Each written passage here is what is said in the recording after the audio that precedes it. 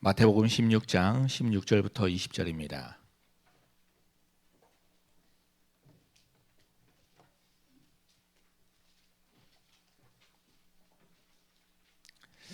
마태복음 16장 16절부터 20절까지 같이 한 목소리로 읽겠습니다.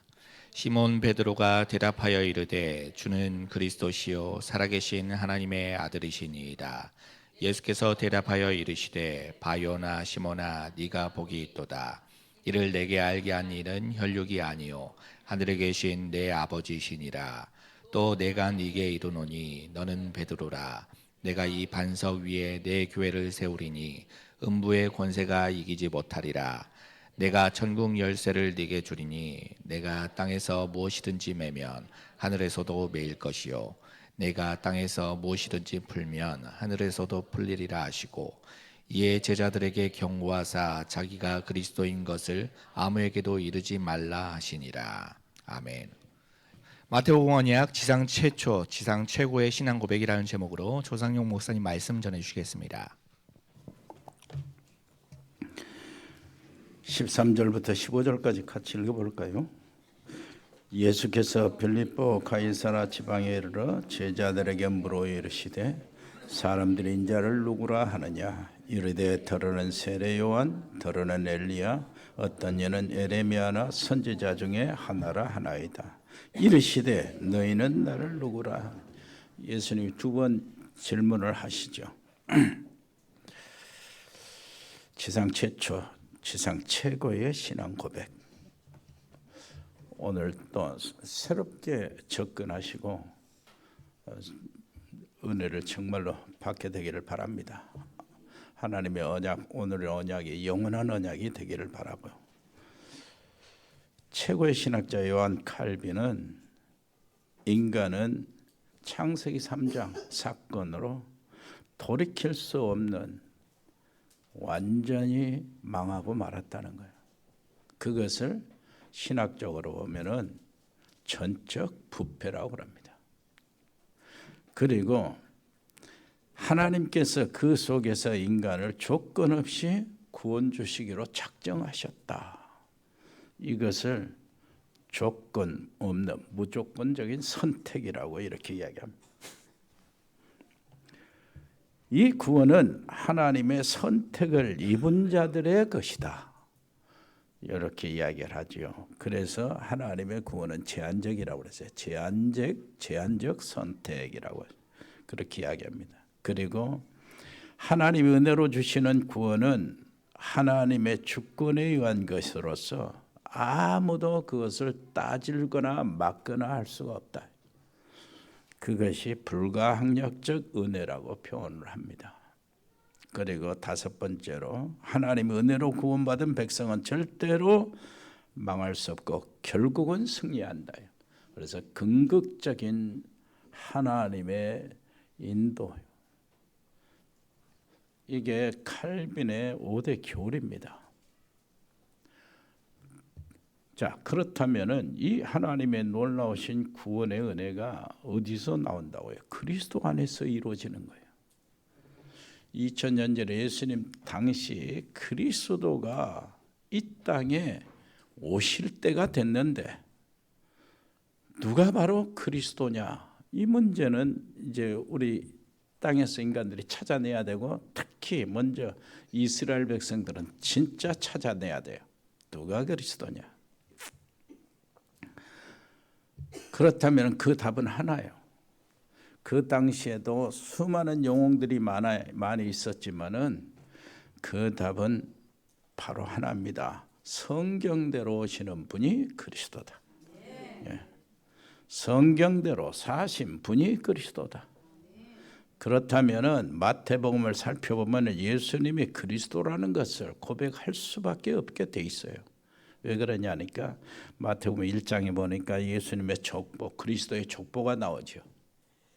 그리고 2장에 보면은 이 예수님 마국간에서 베들레헴, 예루살렘, 베들레헴, 마국간에서 그 두 개 다 족보도 마국간의 탄생도 성경에 예언된 대로요. 그리고 30년을 조용히 사시죠. 그리고 공생애를 시작하는데 3장에 보니까 세례 요한이 나타나서 이 땅에 메시아 그리스도의 등장을 알립니다. 4장에 보면은 예수님의 공생애를 시작하기 전에 저 광야에 가서 사단과 시험을 받아요. 사단의 시험을. 옛날에 아담이 에덴 동산에서 실패했지만은 예수님은 제일 광야 그것도 굶주리시고 40일 동안을 밥도 물도 떡도 물도 안 먹으시고 가장 어려운 그곳에서 사단을 꺾어버립니다. 둘째 아담으로서 사단을 이겨놓고 바로 4장에 보니까 제자들을 불러내신 거예요. 그리고 여러분들이 잘 아시는 것처럼 5장, 6장, 7장은 산 위에서 하나님의 나라의 말씀을 선포하십니다. 그것이 산상수훈이죠. 그리고 8장, 9장에 보면은 나병 환자를 고치고요. 각종 병자를 고쳐주시고요. 그리고 바람과 바다를 잔잔케 하시는 거예요. 그리고 9장에 보면은 중풍병자를 고치시고 혈류병 여자를 고치시고 벙어리를 고쳐 치료하시고 말할 수 있도록 하십니다. 다 이것이 선지자들이 예언한 그리스도 메시아가 오시면 일어날 일들이여다. 9장 또 10장에 보면은 제자들을 보내시면서 병 고치는 권능을 이제 제자들에게 주시는 겁니다. 그리고 11장, 12장 보니까 안식일의 논쟁이 있고 13장에 우리는 거기 읽어봤죠. 천국 비유요. 비유를 이야기합니다. 14장에 보면은 우리가 건너뛰었는데 오병이의 기적이 나타나요. 오병이의 기적. 그리고 무리를 걸으시는 장면이 나와요. 그리고 15장에 보면은 특이하게도 가나안 이방인 시돈 땅에 있는 우상에 거기 사는 도시에서 온 여자, 그 여자의 그 딸을 아이를 고쳐 주시는 겁니다. 흉악한 귀신 들린 딸을 고쳐 주시. 이방 여자에게 은혜를 베푸시는 장면. 그리고 16장에 오는 거예요. 자, 그렇다면 뭡니까? 성경의 예언은 이렇게 그리스도가 오시면 메시아가 오시면 이런 일이 일어날 것이다 하는 게 다 거의 다 기적들이요, 표적들입니다. 모든 기적들이고 병 고치고 귀신 들린다고 병을 고치는 것도 인간의 의술로는 할 수 없는 것들을 다 고치고 바다를 걸으시고 바람과 바다를 꾸짖으시고 성경이 예언된 대로요. 그렇다면은 지금까지 살펴본 것이 무엇이었습니까? 기적들이요. 표적들. 기적들은 무슨 의미가 있습니까? 표적이라고 그러는 거예요. 미라클이 기적이잖아요. 그런데 표적은 사인이요. 기적의 사건이 무엇을 의미하는가 하는 것이 사인입니다. 표적이에요. 그렇다면 이 기적을 통해서 우리가 무엇을 발견해야 돼요? 예수님이 그리스도시다. 그 당시 유대인들, 그 이스라엘 백성들은 철저하게 그것을 발견해야 돼. 그렇게 해서 인생의 답을 완전히 내야 되는데 그들은 알면서도 예수님 자기 자리들이 위태해지니까 알면서도 예수님을 반대하고 예수님을 제거하려고 그 찬스를 버리면서 꼬투리를 잡으려고 계속 쫓아다녀. 예수님의 말씀을 배우려고 쫓아다닌 것이 아니고 하늘에 내려온 정보를 알려고 쫓아다닌 거예요. 꼬투리 잡으려고. 그래서 제자들에게 이렇게 말씀하십니다. 16장 3절에 보니까 1절부터 4절 내용이요. 악하고 음란한 세대가 표적을 구한다. 그랬어요. 악하고 음란한 세대. 거의 바리새인들, 형식에 몰두하고 가식과 독선에 빠진 위선자들이요. 사두개인들, 성경을 부인하고 이적을 부인하고 부활을 부인하는 그러면서 세속적이고 헬라 문화를 추구하는 이런 자들이요. 그리고 대제사장들이요. 정말로 뭡니까? 다른 게 처음부터 예수님을 따르려고 한 것이 아니고 잡아내려고 기회를 보는 사람들, 자기 자리를 지키고 자기 기득권을 놓치지 않고 물질적인 여러 가지 이 명예와 수입을 지키기 위해서 예수님을 제거하려고 하는 거예요. 경계하고.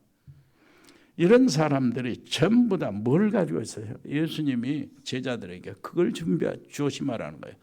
바리새인들과 사두개인들의 누룩을 조심하라는 거예요. 그러면서 하시는 말씀이 있어요.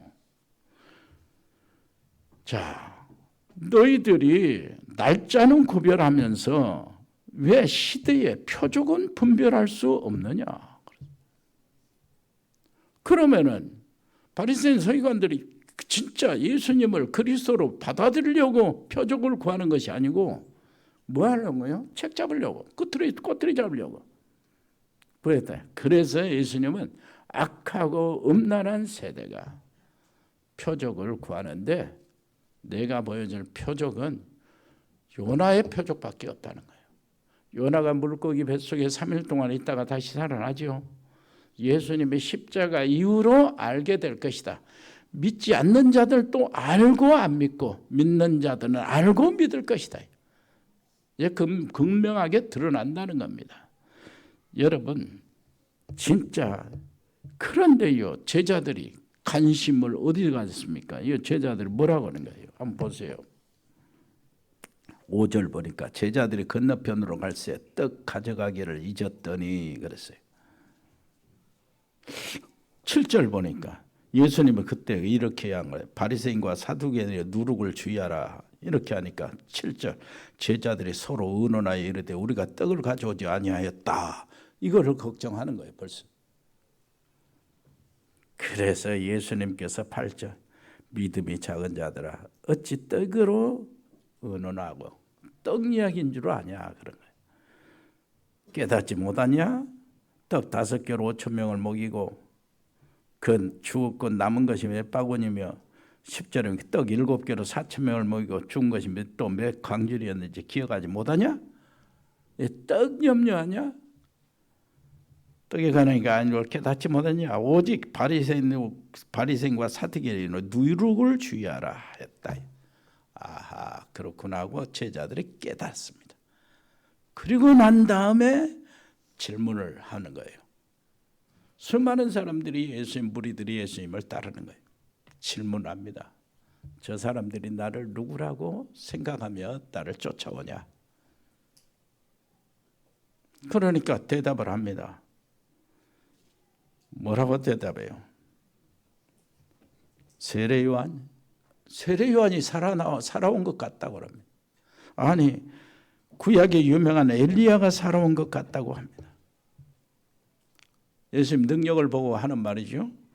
그리고 굉장히 고생하시는 모습을 보고 예수님 에레미야가 나와서 살아서 나온 것 같다고 이렇게 합니다. 그리고 어떤 사람들은 선지자 중에 하나라고 이렇게 이야기합니다. 기독교도 종교 중에 하나라는 거죠. 이것이 바로 신앙생활 실패하는 이유였습니다. 예수님을 따르고 가까이 있고 정말로 이래 진짜 무엇인가 찾은 것 같은데 못 찾은 거예요. 나 신학교 다닐 때까지도 그랬다니까요. 진짜. 그래서 이제 메시지 전하고 설교할 때는 전부 다 삶에 대한 거 그런 거 했어요. 종교생활. 그 사람은 그 신앙은 열매를 보고 나무를 보고 나무의 열매를 보고 그 나무를 안다고 우리의 삶의 행동을 보고 우리의 신앙을 안다고 그런 쪽에서 늘 갔어요. 한편으로는 또 내가 능력이 부족하고 오직 교회를 새벽에도 얘기했지만 오직 교회를 세워서 부흥시키기 위하여 얼마나 애를 썼는지 몰라요. 한편은 능력이 있어야 된다고. 그러면 40일 금식기도도 하고 막 그러잖아요. 계절마다 일주일씩 금식기도 하고 막 그랬어요. 그러면서 또 저 높은 산 저기서는 무등산 헬몬산에 기도를 늘 하고 그랬지만은 저기 장흥에 있을 때는 청관산 거기 중턱에 가서 기도를 얼마나 했는지 몰라. 그 중턱에 그 절간이 있어요. 근데 아래서 할 수가 없어. 절에 눌릴까봐. 절 위로 올라가가지고 절을 눌리면서 기도를 했어. 밤에 무섭게. 능력 받으려고. 그러다가 또 그것이 안 돼요. 그러니까 안 되니까 또 다른 것을 찾는 거예요. 무엇이 어디 모임이 있고 어디 세미나 있다면 그거 찾아다니는 겁니다. 뭐 프로그램 인본주의 중심이었죠. 이제 아니 내가 하나님의 말씀대로 살아야지 하면서 딱 들어가는데 그게 아주 계명을 지키려고 말씀을 지키려고 서울 출타 가서도 새벽기도 재단 지키려고 달려왔다니까. 철저하게 말씀 지키려고. 왜? 그런데 되는 것이 하나도 없었어요. 물론 뭐 그렇게 40일 금식하고 여러분 철야도 하고 그래 보세요. 그 당시에 우리 나 전도사 때 철야하는 거는 밤 9시부터 새벽 4시까지 꼬박 서서 철야인도 있어요. 그 따라오는 사람들도 기가 막혀. 지금 어떻게 했나 기적이요.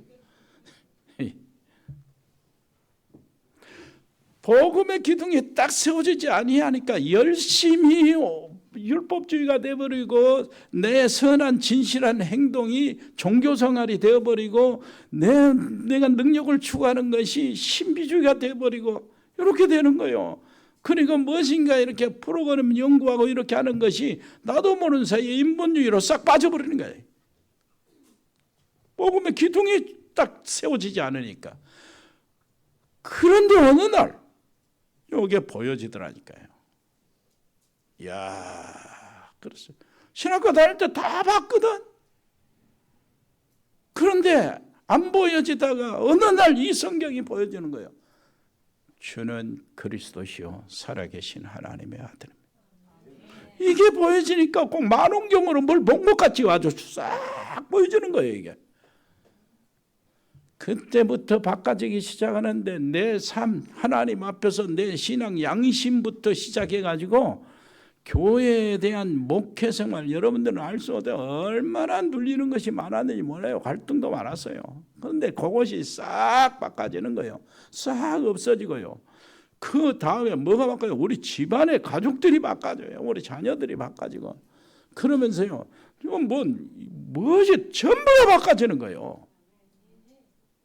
그렇게 눌리고 갈등하고 상처받았던 모든 것들이 전부 다 나중에는요.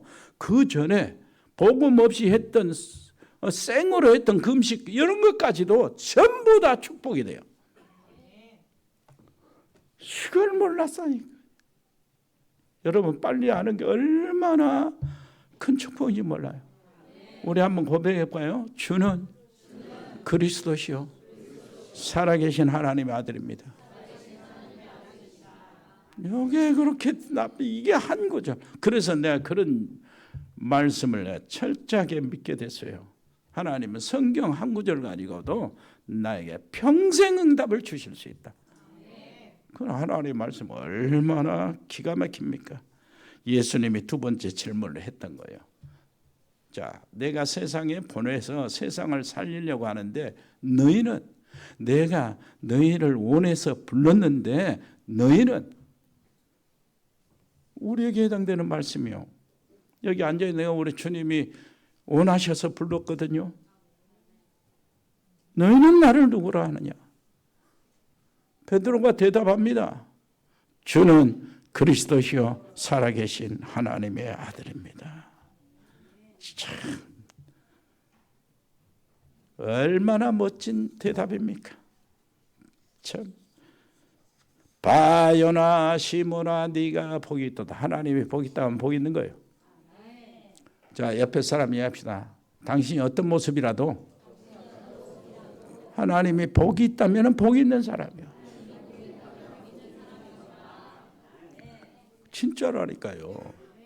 그러면 하나님이 너는 복이 있다는 말을 언제 누구한테 언제 듣습니까? 내 마음 중심으로 그냥 입으로 머릿속에 애워서 하는 것이 아니고 맞다, 예수님이 그리스도시다. 나의 그리스도시다. 내 집안의 그리스도시다. 그것만 해도 너는 복이 있다. 우리가 여기 앉아서 진짜 이 말씀 들려온단 말이에요. 하나님 말씀으로 들려오는데 이게 어떤 연고입니까? 아버지께서 알게 하셨구나. 하늘에 계신데 아버지께서 알게 하셨구나. 이거는 지식으로 깨닫는 게 아니에요. 사람이 똑똑하고 많이 배우고 박사라고 깨닫는 것이 아니다. 이게 예수님이 그리스도라는 이 복음 깨닫는 것은 하나님이 깨닫게 해주셔야 깨닫는 것이라는 거예요. 그래서 여기 앉아있는 거예요. 얼마나 축복인지 몰라요. 다른 사람은 착각이라고 말해도 우리는 진짜 놀라운 유일한 축복이에요. 얼마나 감사한지 몰라요. 내가 이 반석 위에 내 교회를 세우라. 반석이라는 게 이 신앙 고백이야말로 우리 믿음이 흔들리지 않는 유일한 반석이 되는 겁니다. 어떤 경우도 흔들리지 않는 것이 바로 예수님이 그리스도. 그리스도께서 내 인생을 완전히 이끌어 주시고 성령으로 너와 함께 계신다는 사실이라면 흔들릴 수가 없죠. 그러면서 이 반석 위에 내 교회를 세우리라. 베드로 위에 세운다고 해가지고 천주교는 교황이 베드로 후계자니까 교황이 하나님 말씀보다 더 위에 있고 막 그런 짓거리를 하는데 아니요. 베드로가 고백한 신앙 고백으로 교회를 세우겠다. 그렇다면은 그 교회를 주님이 세우겠다는 거예요. 내가 세우겠다는 거예요. 그렇다면 어떻게 해요? 다 한 가지밖에 없어요. 우리 교회 주인은 주님이셔야 돼요. 그리스도가 항상 선포돼야 되고 우리는 그리스도를 붙잡아야 되고요. 그리스도를 우리는 증거하기 위해서 우리 주변의 현장과 저 넘어서 그 해외 현장 그러니까 전도와 선교 그 이유가 거기 있는 거예요. 우리는 최소한 그거라고 날마다 주간마다 매일같이 하나님 말씀을 증거하는데 복음밖에 없어요.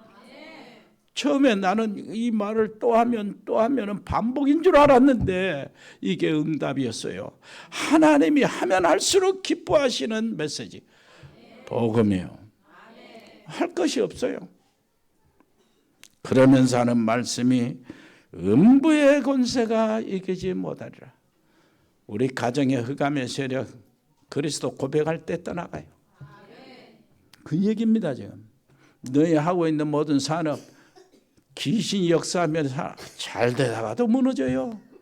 그런데 내 안에 그리스도가 딱 살아있으면 그 산업 다 흑암이 무너지니까 사는 것이 돼요. 그렇게 되면서 영적으로 보면은 뭐가 되는 거예요? 빛의 경제가 내게 흘러들어와요. 그렇게 돼야 돼요. 왜 그러냐? 할 일 많으니까. 교회 섬기는 교회 일 할 일 많잖아요. 후대 렘넌트 세울 일 많잖아요. 우리 교회가 하나님 주신 미션이 얼마나 많은데요. 그것을 하기 위해서는 정말로 축복받아야 되겠죠. 천국 열쇠를 네게 주겠다. 얼마나 감사한 몰라요. 근데 오늘 말씀이 이것이 핵심이지만은 아까 말한 대로 그리스도가 이 땅에 오셨는데 누가 그리스도냐? 표적과 그 기적을 통해서 알려지고 그래서 이제 우리는 고백할 수 있고 그 다음에 문제는 그리스도를 고백하고 축복받은 이후에 이후에 그것이 바로 21절부터 28절 특히 이 고백을 한데 21절을 한번 보면은요.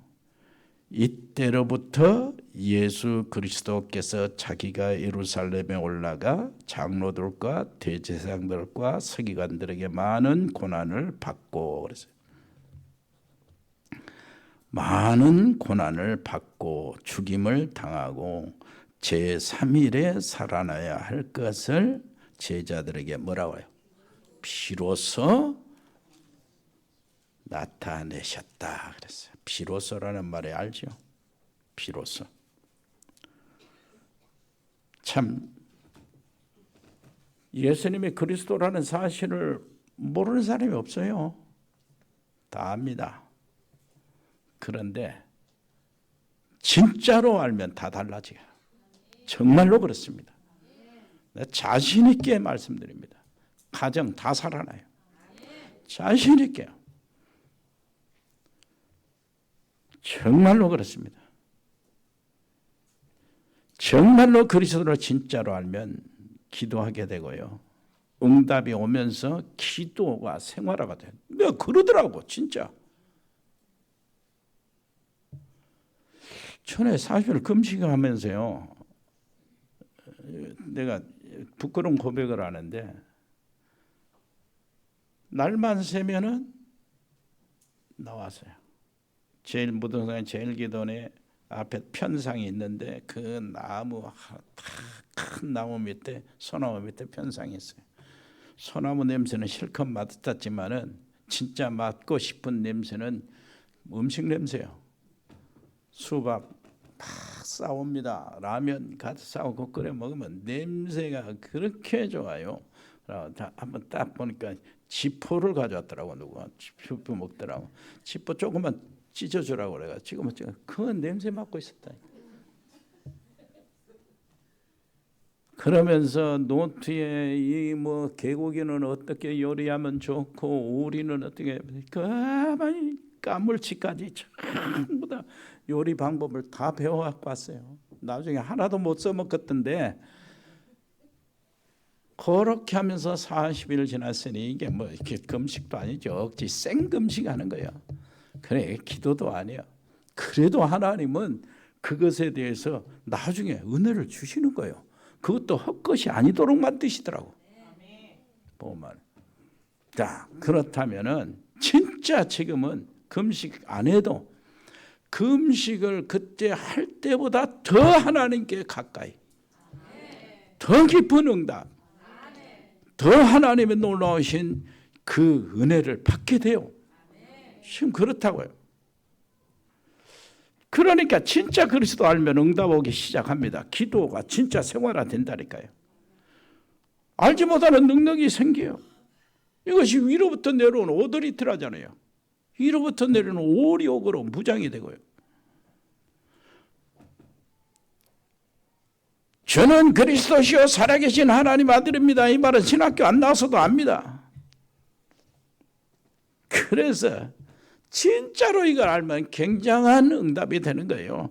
그러면 기도가 생활화된 사람은 하나님 사람과 만나서 대화하는 것이나 자기가 뭐 관심 가진 것이나 그리고 여러 가지 그 속에 있는 내용 다 달라져요. 희한한 거예요. 얼마나 사람이 여유가 있는지 몰라요. 그것도 막 체험했어요. 체험. 교회 안에 우리 동역자들 있잖아요. 동시에 뭐 목요일이라고 해서 신학교 다닐 때부터 지금까지 뭐 이렇게 같이 가까이 지내는데 이 다락방이 보험 전도하면서 해 나가면서 한 번을 참석을 못했거든. 근데 한 번씩 참석을 해보면은 그 사람들이 다 좋은 교회요. 목포 사랑의 교회 그 뭐 이게 합동측 총무하고 있는 교회 여기 그 야구장 앞에 그 신원교회 그거 다 자녀먹어 있는. 그 뭐 하나의 그 반성교회 뭐 한 3,000명 되잖아요. 그 친구들 다 안 보면은 야 내가 이거 구름 위에 있는 거예요. 이야기하는 것이 전부 다 교회 누구 어떤 장로 어디가 어떤 교회가 비었고 막 이런 얘기를 나는 전혀 그런 것이 아니고 그 어째 현장 얘기고 하나님 말씀 얘기 어떻게 해 나가냐 성경 요지 했는데 내가 그렇게 다르게 바꿔진 거예요. 목사들끼리도 그러는데 한번 저기 가보니까 동창회를 한번 나가보니까 전부 다 거지들이요. 내가 교만한 것이 아니고 그때는 내가 고아로 혼자 제일 가난하고 살았잖아요. 그런데 그때 뭐 동네에 전부 다 저 아는 사람들 이 유지들의 자녀들이 그거 다 모였는데 다 거지들. 나도 모르는 사이에 내가 가장 고상한 그 자리에 올라있더라고. 하나님께서 나를 높은 자리에 올려세웠어요. 교만한 것이 아니에요. 그때 내가 교만한 거 아니고 그렇게 하나님이 복음을 위해서요. 자, 정말로 비로소입니다. 그리스도를 바르게 고백한 후에 비로소 예수님이 알려주셨어요. 그 전에는 알려주지 않았습니다. 베드로가 분명히 고백하기 전에는 그냥 예수님이 데리고 다니면서 식사나 하고 그리고 기적이나 치료나 하면서 그걸 보여주고 그런 현장에 데리고 그냥 다녔어요. 그런데 베드로가 신앙 고백을 제대로 하고 난 뒤에 그때 중요한 말씀을 하신 거예요. 비로소요. 그래서 비로소요. 여러분 신앙 수준에 따라서 하나님은 축복을 주십니다. 무슨 말인지 알겠습니까? 귀신들도 무슨 응답을 주고 그러지만은 군만하면 무조건 준다고 공갈 칩니다. 우리는 우리를 지으신 창조주 하나님 우리에게 필요한 것만 주십니다. 아무리 몸부림쳐도 우리에게 손해되는 것을 안 주셔요. 그것이 하나님과 악한 영들의 차이예요. 그래서 비로소라고 그런 겁니다. 너무 중요한 말씀이요. 놀라운 사실은 흑암의 세력도 내 신앙의 수준을 아는 거예요. 살다가 이런 일 저런 일 다 있잖아요. 실수하기도 그렇습니다. 그래서 점검을 자꾸 우리가 해야 되는 거예요. 예수님께서 제자들을 지금 점검을 하시는 순간이에요. 비로소 점검하는 순간이에요. 진짜의 사역에 본격적으로 사역에 끌어올리려고 하는 거예요. 지금 이 시점이에요. 가이사라 빌립보 시점이 3년을 거의 다 채운 시점이에요. 예수님 입장에서 봤을 때는 굉장히 전환점이에요. 정상에 올라온 시점이에요. 예수님은 지금 조금 있으면 십자가에 못 박혀 돌아가시고 승천하셔야 되잖아요. 그러면 이 놀라운 세상 살 일을 이 제자들에게 맡겨야 되는데 제자들이 지금 무엇을 가지고 있는가? 예수님에 대한 생각. 요게 진짜 이게 예수님이 보실 때는 초미의 관심사라니까요.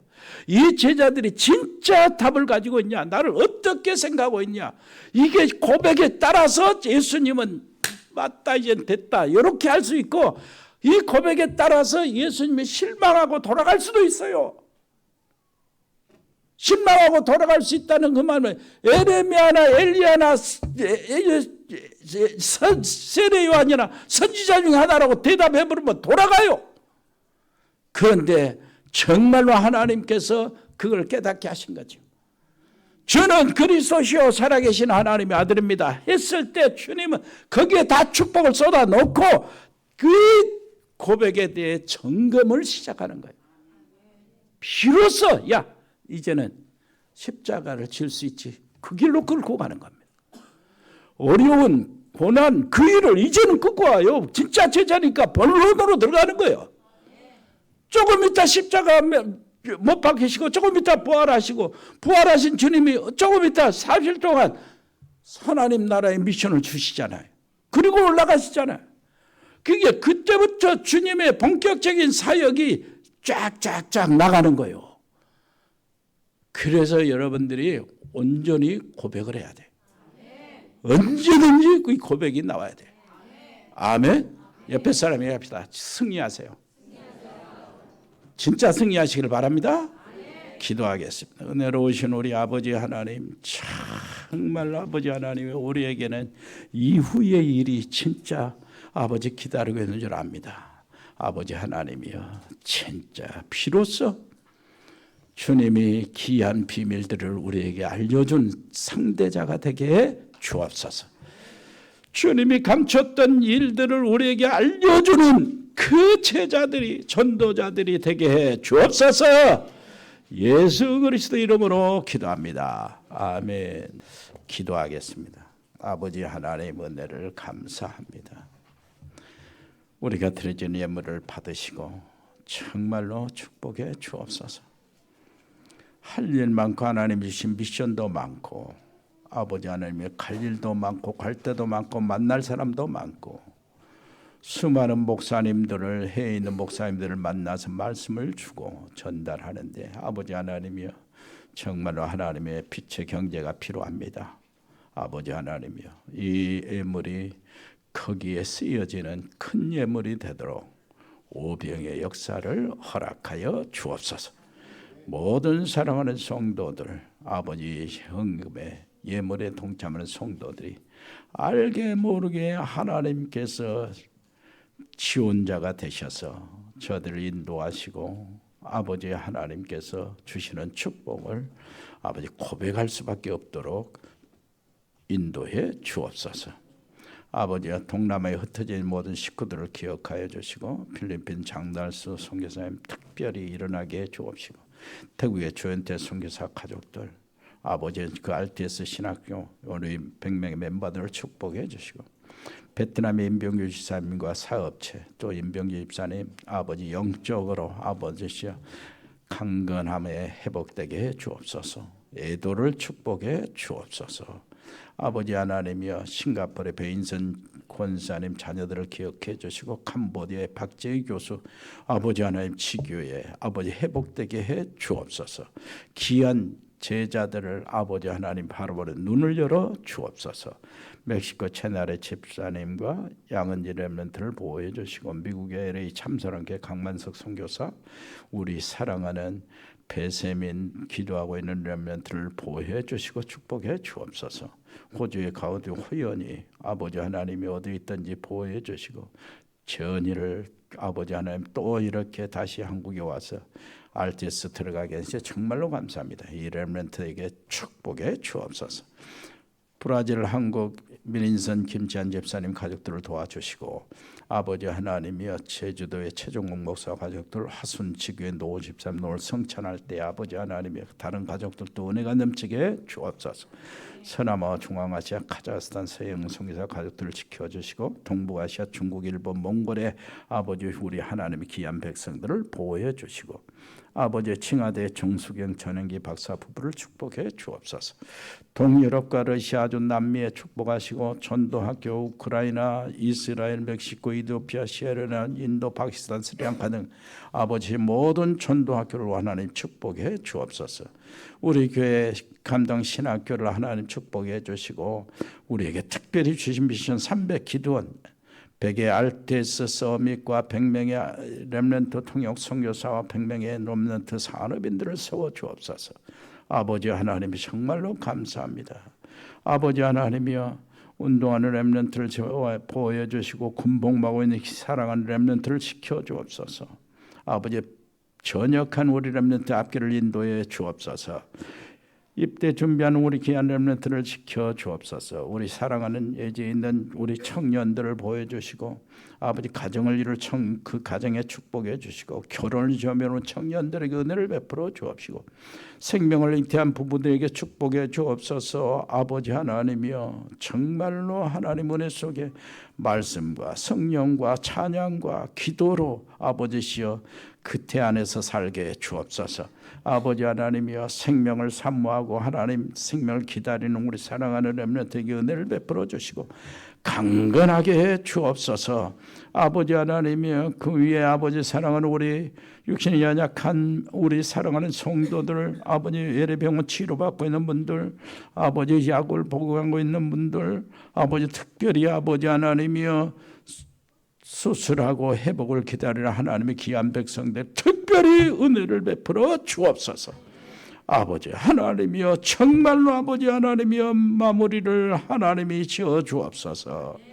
우리 전문팀들이 있습니다. 일회산업팀, 공무원팀, 세무교육, 경찰, 소방 공무원들을 보호하여 주옵소서. 저들을 피곤치 않도록 도와주옵소서.